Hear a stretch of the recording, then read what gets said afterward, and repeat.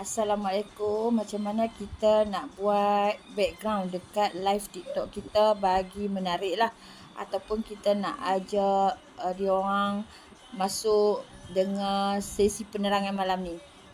Kita pergi ke TikTok kita. Dekat tambah ni. Nampak tak live? Okey. Lepas tu, ni kita dah buat dah Kita nak tukar, kita pergi ke green screen dulu.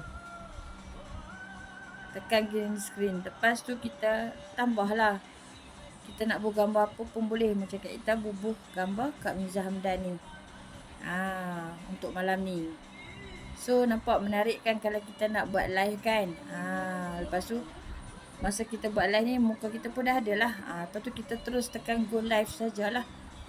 Macam tu sahaja. Nah. Kita harap korang dapat buat lah. Selamat mencuba.